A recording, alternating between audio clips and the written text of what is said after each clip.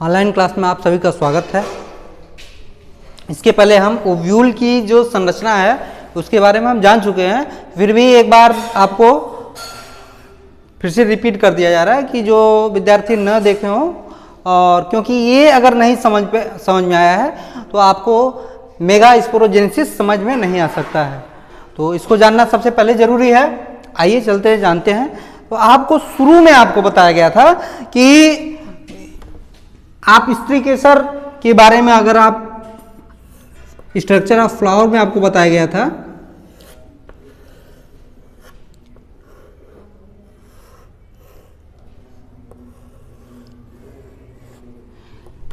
Stigma style और ovary के बारे में बताया गया था आपको। अब इस ओवरी में ओव्यूल पाया जाता है। क्या पाया था? स्त्री केसर में ओव्यूल पाया जाता है। इस ओव्यूल की संरचना को आप विस्तृत जानने की कोशिश करेंगे। बात समझ में आ गया? स्त्री केसर में जो आपका ओवरी है, उसी ओवरी में ओव्यूल पाया जाता है, उसी के बाद विषय में आपको बताया जा रहा है। ध्यान सुनेंगे कि जो आपका प्लेसेंटा है, मतलब बीजांडासन है, उससे आपका फ्यूनिकल लगा होता है। क्या होता है? जो ओव्यूल का पार्ट बीजांडासन से लगा होता है उसे फ्यूनिकल कहते हैं। क्या कहते हैं? फ्यूनिकल कहते हैं। ओके, क्या कहते हैं? फ्यूनिकल कहते हैं। ओव्यूल की जो बॉडी होती है उसे न्यूक्लियस कहते हैं। अर्थात ये जितनी भी जो बॉडी है इसे न्यूक्लियस कहते हैं। और अब इस न्यूक्लियस के अंदर एम्ब्रियो सैक पाया जाता है। क्या पाया जाता है? एम्ब्रियो सैक पाया जाता है, जिसे फीमेल गैमेटोफाइट कहते हैं। क्या कहते हैं? फीमेल गैमेटोफाइट कहते हैं। इस एम्ब्रियो सैक के ऊपर की तरफ दो अध्यावरण होते हैं, इंट्यूगमेंट होते हैं। क्या होते हैं? दो इंट्यूगमेंट होते हैं। आपको यहां पर इंट्यूगमेंट ये बनाया गया है।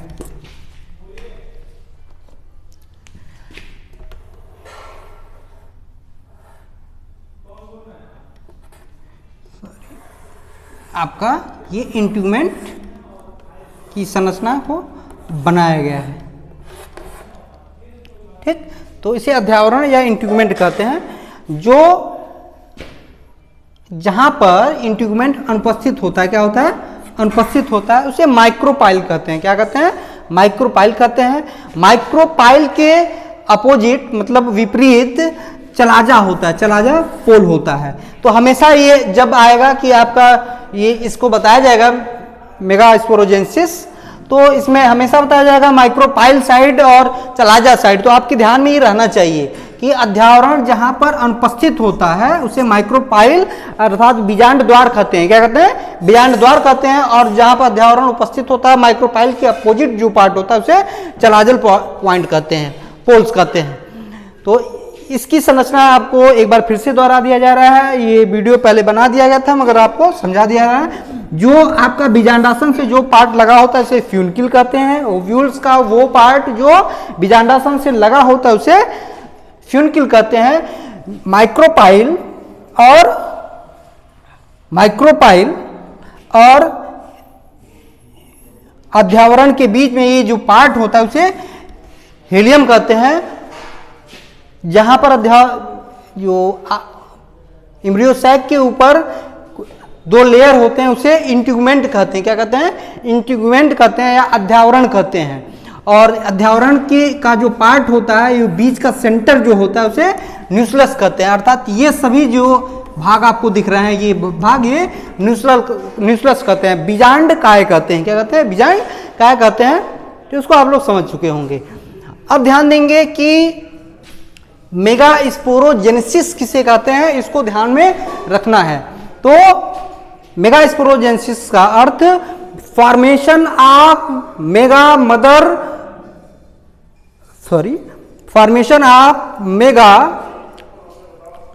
Spore cell. Formation of mega spore cell, it's called mega sporogenesis. Mega का मतलब मेगा स्पोर से नाम से ही स्पष्ट है, और जेनेसिस का अर्थ होता है फॉर्मेशन। क्या होता है? फॉर्मेशन। ठीक, तो mega spore sorry mother megaspore का फॉर्मेशन ही मेगास्पोरोजेनेसिस कहलाता है। अब ध्यान देंगे कि आपका मेगा मदर सेल का एक जो सेल की संरचना होता है यहाँ पर उपस्थित होता है। अब इसमें जो न्यूक्लियस का फॉर्मेशन होता है और उसके ऊपर वाले पार्ट में क्या होता है, कुछ सेल्स जो होते हैं वो बढ़ जाते हैं, क्या होते हैं, बढ़ जाते हैं और आर्चीस्पोरियल सेल का निर्माण करते हैं। किसका, आर्चीस्पोरियल सेल का निर्माण करते हैं। आर्चीस्पोरियल सेल डिवाइड होता है, क्या होता है, समानांतर, मान लीजिए सेल है ये डिवाइड इस तरीके से होगा, तो डिवाइड होगा, तो जब समानांतर कोई भी सेल डिवाइड होता है तो उसे पेरिसीनियल डिवीजन कहते हैं। ठीक, तो ऊपर का जो पार्ट होगा वो पेरेंटल सेल बनाएगा और जो नीचे का जो पार्ट है स्पोरोजिनस सेल बनाएगा। ओके, स्पोरोजिनस सेल बनाएगा, तो ये नीचे का सेल आपका स्पोरोजिनस सेल आपका बन रहा है। यहाँ पर स्पोरोजिनस जो पेरेंटल सेल है वो प्लांट्स के ऊपर डिपेंड करता है कि उसमें आगे डिवाइड होगा कि उसी तरीके से रहेगा, और बगैर स्पोरोजिनस पॉइंट को ही आपको ध्यान देना है। ठीक, तो इसमें जो मेगास्पोरो मदर सेल होता है वो डिप्लॉइड होता है, क्या होता है, डिप्लॉइड होता है। ध्यान सुनेंगे, यहाँ पर आपका उपस्थित है ये मेगा मदर सेल आपका यहाँ पर उपस्थित है। अब इसके अंदर क्या परिवर्तन होगा इसी को आपको ध्यान से सुनना है। इसके बाद एक स्ट्रक्चर, कुछ अंदर का जो एम्ब्रियो सैक के फीमेल गैमेटोफाइट के अंदर का जो संरचना है वो हम अभी यहाँ पर लिखे नहीं है, बनाया नहीं है, इसी को आपको समझना है, इसके अंदर की संरचना क्या हो रहा है। तो यहाँ तक आपको समझ में आ गया होगा कि जो न्यूक्लियस का फॉर्मेशन होगा, मतलब यहाँ पर कुछ परिवर्तन होंगे, कुछ सेल्स क्या होते हैं, बड़े होते हैं और वो बड़े होकर आर्चीस्पोरियल सेल, आर्चीस्पोरियल सेल यहाँ पर उपस्थित रहेगा। आर्चीस्पोरियल सेल क्या होगा का निर्माण कर देगा। ठीक, जो आर्चीस्पोरियल सेल आपका डिवाइड होगा, पेरेंटल सेल और स्पोरोजिनस सेल। आपको चित्र भी बनाकर समझाया गया था कि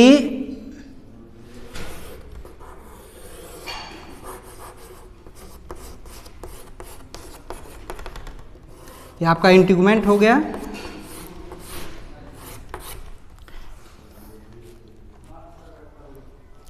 अब यहां ध्यान देंगे कि कुछ सेल क्या होते हैं, बड़े हो जाते हैं, क्या होते हैं, बड़े होकर आर्चीस्पोरियल सेल का निर्माण करते हैं। क्या करते हैं, आर्चीस्पोरियल सेल का निर्माण करते हैं और यही आर्चीस्पोरियल सेल दो भागों में डिवाइड हो जाता है। तो ऊपर वाला जो होता है पेरेंटल सेल होता है, नीचे वाला जो होता है स्पोरोजिनस सेल होता है। क्या होता है, स्पोरोजिनस सेल होता है। अब यही स्पोरोजिनस सेल्स को डिवाइड आप मेगास्पोर मदर सेल में डिवाइड होता है। अब मेगास्पोर मदर सेल के आगे का जो परिवर्तन होता है उसको हमको जानना है। आपने क्या जाना, megaspore mother cell.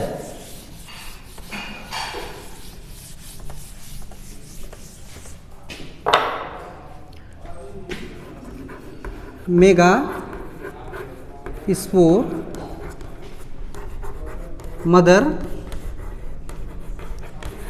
Cell क्या होता है, 2n होता है, डिप्लॉइड होता है। क्या होता है, डिप्लॉइड होता है, 2n होता है। सबसे पहले इसमें अर्धसूत्री विभाजन होता है। क्या होता है, अर्धसूत्री विभाजन होते हैं। अर्धसूत्री विभाजन के फलस्वरूप ये पहले दो भागों में डिवाइड होता है।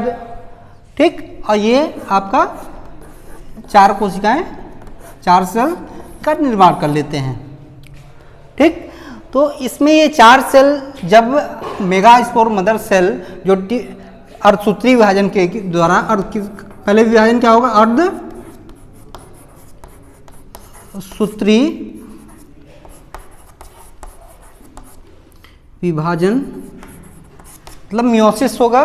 मियोसिस में चार सेल बनेंगे, क्या बनेंगे, चार सेल बनेंगे।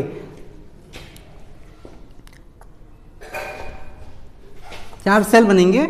अब इस चारों सेल में तीन सेल जो होंगे वो डीजेनरेट हो जाएंगे, मतलब समाप्त हो जाएंगे। जो चलाजा वाले भाग होता है, अर्थात मान लीजिए सपोज दैट यहाँ पर चार सेल बन रहे हैं, तो जो चलाजा वाला भाग होगा वो क्या होता है, क्रियाशील होता है। क्या होता है, क्रियाशील होता है। हम इधर मान लीजिए ये आपका चलाजा वाला पार्ट ऊपर का है, तो ये तीनों आपका क्या हो जाएगा, डी जनरेट हो जाएगा। क्या हो जाएगा, डी जनरेट हो जाएगा, और ये आपका अब काम करना शुरू कर देगा। ठीक है, आप ध्यान देंगे, पहले आप मेगास्पोर मदर सेल था तो उसमें अर्धसूत्री विभाजन हुआ, क्या हुआ, मियोसिस की प्रक्रिया हुआ, जिसके द्वारा 4 सेल का निर्माण हुआ। 4 सेल में जो माइक्रोपाइल साइड की जो संरचना, जो सेल थे, वो क्या हो गया, डी जनरेट हो गए।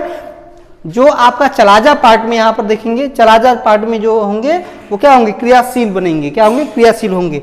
तो उस क्रियाशील माइक्रो मदर सेल में यम सी माइक्रो मदर सेल में समसूत्री विभाजन होगा। क्या होगा, समसूत्री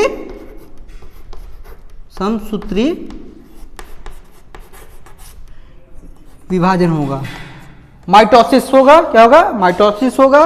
और इसमें सिर्फ न्यूक्लियस डिवाइड होंगे। क्या होंगे, न्यूक्लियस डिवाइड होंगे, आपका साइटोप्लाज्म डिवाइड नहीं होगा। ध्यान से सुनेंगे, जो आपका सबसे पहले माइक्रोस्पोर मदर सेल में आपका डिप्लॉयड होता है, उसमें अर्धसूत्री विभाजन होता है, 4 कोशिकाएं बनती हैं। 4 कोशिकाओं में 3 क्या हो जाता है, डीजनरेट हो जाता है। कौन से डीजनरेट हो जाते हैं, जो माइक्रोपाइल की तरफ रहते हैं वो डीजनरेट हो जाते हैं, जो चलाजा की तरफ रहते हैं वो क्रियाशील हो जाते हैं।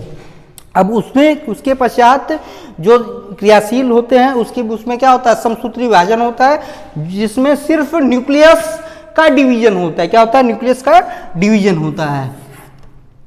तो फर्स्ट समसूत्री विभाजन, फर्स्ट माइटोसिस होता है, उसके फलस्वरूप सिर्फ क्या होता है, केंद्रक विभाजित होते हैं। क्या होते हैं, केंद्रक का विभाजन होता है। केंद्रक की विभाजन आपका यहाँ पर हो गया। पुनः समसूत्री विभाजन होता है, माइटोसिस होता है, समसूत्री विभाजन होता है। इसमें भी केंद्रक विभाजित होते हैं। क्या होते हैं, केंद्रक ही विभाजित होते हैं। तो यहां पर 1 से 2 हुआ, 2 से क्या हो गया, 4 होंगे। ध्यान देंगे, ये आपका जब यहां पर अर्धसूत्री विभाजन हुआ तो ये यम के मूड में आ गए, मतलब हैप्लॉइड में है। तो यहाँ पर अब समसूत्री विभाजन हो रहा है, क्योंकि तो इनकी संख्या बढ़ेगी ना, हमेशा हैप्लॉइड ही उपस्थित रहेंगे। तो ये 4 सेल बन गए। फिर से थर्ड समसूत्री विभाजन होगा, थर्ड माइटोसिस होगा, समसूत्री विभाजन होगा। इसमें भी केंद्रक विभाजित होंगे। क्या होंगे, केंद्रक विभाजन होंगे। तो आपका कितने न्यूक्लियस बनेंगे, 8 न्यूक्लियस बन जाएंगे। यहां पे फिर से देखने की कोशिश करेंगे, फर्स्ट माइटोसिस की प्रक्रिया में न्यूक्लियस डिवाइड होगा, 1 न्यूक्लियस से 2 न्यूक्लियस बनेंगे। इसमें द्विकेंद्रकी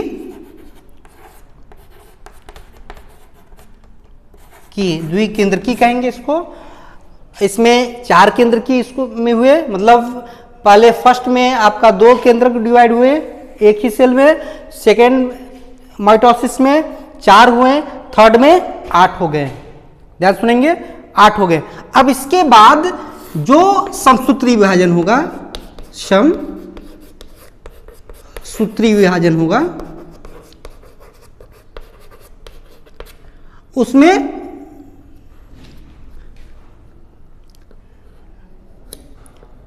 साइटोप्लाज्म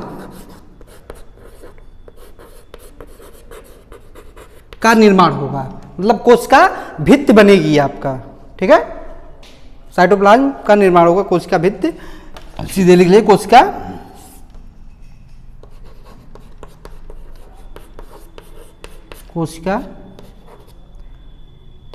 भित्ति का निर्माण होगा। अब कोशिका भित्ति के निर्माण से पहले ही क्या होते हैं, इसमें विशेष कुछ परिवर्तन होते हैं। क्या होते हैं, विशेष परिवर्तन होता है। उस विशेष परिवर्तन में ध्यान देंगे कि यहाँ पर उपस्थित कितने हैं, सॉरी यहाँ पे 4 होंगे ना, 4 ऊपर 4 नीचे 8 हुए। तो जो आपके 3 यहाँ पर उपस्थित ही रह जाएंगे। एक जो होगा, एक न्यूक्लियस जो होगा वो सेंटर में आ जाएगा। यहाँ पर भी नीचे भी 4 थे, तो एक यहाँ पर क्या आ जाएगा, सेंटर में आ जाएगा। तो एक बार समझने के लिए, ये आपकी जो संरचना बनाई जा रही है, इसी के विषय में बताया जा रहा है, ये बीज की संरचना को भी बताया जा रहा है। अब ऊपर का चलाजा वाला भाग है, चलाजा वाला भाग है, नीचे का माइक्रोपाइल वाला भाग है, माइक्रोपाइल वाला भाग है। तो ध्यान देंगे कि जो अब क्या होगा, समसूत्री में कोशिका भित्ति बनेगा, तो आपका एक कोशिका यहाँ पर सेल डिवाइड हो जाएगा, अलग कोशिका बन जाएगी, यहाँ पर अलग कोशिका बन जाएगी, यहाँ पर अलग कोशिका बन जाएगी। इसी को जो आपका चलाजा की तरफ सेल होते हैं उसे एंटीपोडल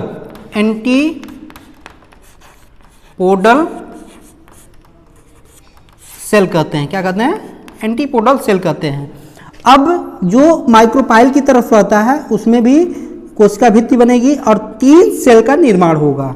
ऊपर चलाजा की तरफ कितने सेल बने हैं? 3 सेल बने हैं। माइक्रोपाइल की तरफ भी 3 सेल बन जाएंगे। तो इसमें जो किनारे किनारे होते हैं, साइड में जो होते हैं, उपस्थित होते हैं, उसे सिनर्जीड कहते हैं, सिनर्जीड्स कहते हैं। अब ये बीच में जो आपका 2 न्यूक्लियस केंद्रक बने हैं, इसमें आपका एक ही सेल का निर्माण होता है और जिसमें 2 न्यूक्लियस उपस्थित होते हैं, तो इसे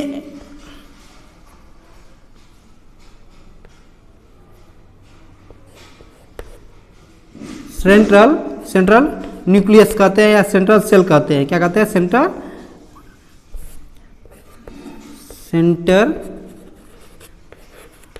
सेल कहते हैं। ठीक, तो अगर हम यहाँ बीज का जो बीज का जो पार्ट है वो छूटा हुआ है उसे एग कहते हैं। क्या कहते हैं? एग कहते हैं। तो एक बार यहाँ पर स्पष्ट आपको बना कर दिखा दिया जा रहा है।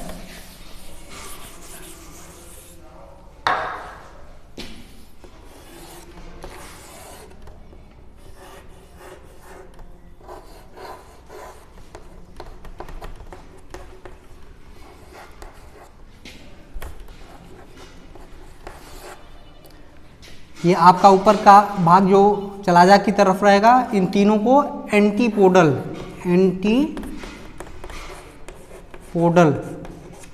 इसको सिनर्जीड,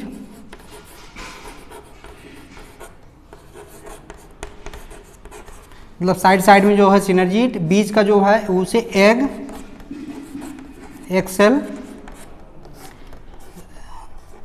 सेंट्रल न्यूक्लियाई। अब हम अगर ओव्यूल्स की बात करते हैं तो इसमें सेल और न्यूक्लियस पूछा जाता है कभी कभी। तो आप 3 सेल की अगर हम बात करते हैं तो 3 चलाजा की तरफ एंटीपोडल सेल है, 2 सिनर्जीड है माइक्रोपाइल की तरफ, एक एग है, 6 हो गए, और एक सेल बीच में केंद्र में उपस्थित है, तो 7 हो गए। 7 केंद्रकीय हो गए, क्या हो गए? 7 सेल हो गए, 7 कोशिकीय हो गए। अगर न्यूक्लियस की बात करते हैं तो 1 2 3 4 5 6 और 2 न्यूक्लियस सेंटर में है, तो 8 न्यूक्लियस उपस्थित आपके हो गए।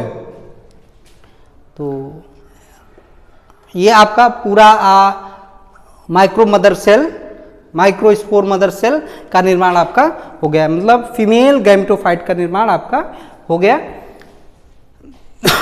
तो ये आपका ओव्यूल की जो संरचना हो गई, ये क्या हो गई? कंप्लीट हो गई, कंप्लीट हो गई। एक बार मेगास्पोरोजेंसिस किसे कहते हैं, इसको एक बार ध्यान से सुनेंगे। Formation of microspore mother cell, formation of micro mother spore cell is called megasporogenesis. Okay, तो एक बार फिर से रिपीट इसको किया जा रहा है कि सबसे पहले आपका इतना पार्ट समझ में आ गया होगा। मेगास्पोर मदर सेल जो होता है उसमें अर्धसूत्री विभाजन होता है। क्या होता है? अर्धसूत्री विभाजन होता है। अर्धसूत्री विभाजन के फलस्वरूप 4 कोशिकाओं का निर्माण होता है। उस 4 कोशिकाओं में जो चलाजा की तरफ होते हैं वो क्रियाशील हो जाता है। उसमें से एक क्या होता है? क्रियाशील होते हैं, और जो माइक्रोपाइल की तरफ होते हैं वो क्या होते हैं? डीजेनरेट हो जाते हैं या खराब हो जाते हैं या हट जाते हैं वहाँ से। अब जो क्रियाशील होते हैं उसमें लगातार समसूत्री विभाजन होगा। कितने समसूत्री विभाजन आपको बताया गया है? 3 समसूत्री विभाजन बताए गए हैं। तीनों समसूत्री विभाजन में आपका न्यूक्लियस डिवाइड होगा। क्या होगा? न्यूक्लियस डिवाइड होगा, केंद्र की विभाजन होगा। पहले न्यूक्लियस में माइटोसिस की प्रक्रिया जब होगी तो 1 से 2 से न्यूक्लियस का निर्माण होगा, एक ही सेल में 1 से 2 का निर्माण होगा।